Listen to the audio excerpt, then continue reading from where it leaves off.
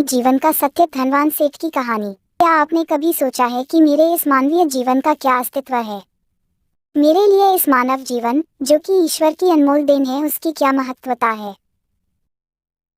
क्या आपने कभी अपने आप को गहराइयों से जानने का, समझने का प्रयास किया है? मानवीय तौर पर कहा जाए तो हम इस जीवन को सिर्फ अपनी जरूरतों को पूरा करते करते ही व्यतीत कर देते हैं।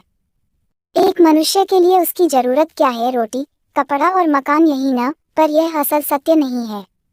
हर मनुष्य का जन्म इस धरती पर एक विशेष कारण से होता है, जिसे हम धीरे धीरे समय के साथ समझते चले जाते हैं। कई लोग अपने इस मानवीय जीवन के सत्य को समझ ही नहीं पाते, क्योंकि वे हमेशा नकारात्मक सोच ही रखते हैं।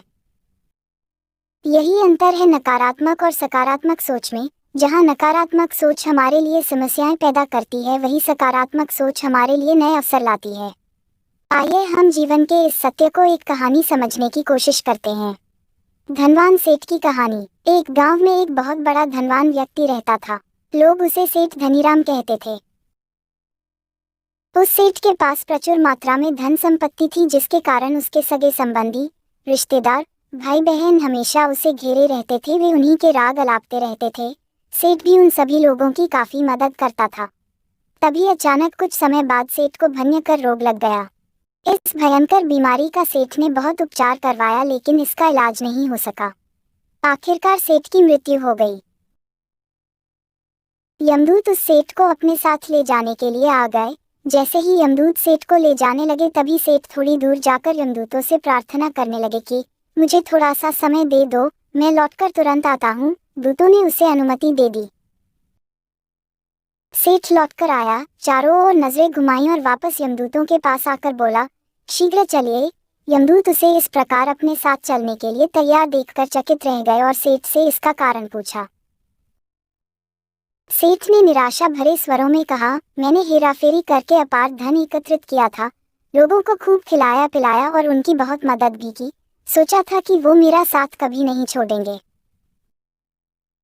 अब जब मैं इस दुनिया को सदा के लिए छोड़कर जा रहा हूँ, तो वे सब बदल गए हैं। मेरे लिए दुखी होने के बजाय ये अभी से मेरी संपत्ति को बांटने की योजना बनाने लगे हैं। किसी को मेरे लिए जरा सा भी अफसोस नहीं है। सेठ की बात सुनकर यमदूत बोले, इस संसार में प्राणी अकेला ही आता है और अकेला ही जाता है। इंसान जो भी अच्छा या बुरा कर्म करता है, उसे इसका परिणाम स्वयं ही भुगतना पड़ता है। हर प्राणी इस सत्य को समझता तो है, पर देर से। जीवन की सीख। हम इस बात को अपने जीवन में भी देख रहे हैं। लोग जीवन के सत्य को भूलकर मानव द्वारा बनाए गए जाल जैसे लालच, रुपए, पैसा, बुराई आदि तले दब गए हैं। इस जाल को आप 12वीं की इंग्लिश की कहानी the rat trap, available on YouTube in Hindi, से भी समझ सकते। आप जो भोजन ग्रहण करते हैं वह पेट में 4 घंटे रहता है, जो वस्त्र पहनते हैं वह 4 महीने रहता है, लेकिन जो ज्ञान आप हासिल करते हैं वह आपके अंतिम सांस तक साथ रहता है और संस्कार बनकर आपकी अगली पीढ़ी तक पहुंचता है। ज्ञान का बीज कभी व्यर्थ नहीं जाता। जो है जितना है सफल करते चलो, सफल करने से ही सफलता मिलती है। हर व्यक्ति को सकारात्मक तरीके से देखो, सुनो और समझो। हम जितना ज्यादा पढ़ते हैं, सुनते हैं, समझते हैं, हमें अपनी कमियों का उतना ही ज्यादा एहसास होता है और इसी कमी को दूर करके हम सफलता की मंजिल की ओर अपने कदम बढ़ाते चले जाते हैं। क्या लेकर आया था जो क्या लेकर जाएगा। कर कुछ ऐसा जाओ कि लोग तुम्हें याद रख जाएंगे। आपको बस यह करना है। 1. कोशिश करो कि गलत काम नहीं करना। 2. किसी चीज को लेकर ज्यादा लालची नहीं होना है।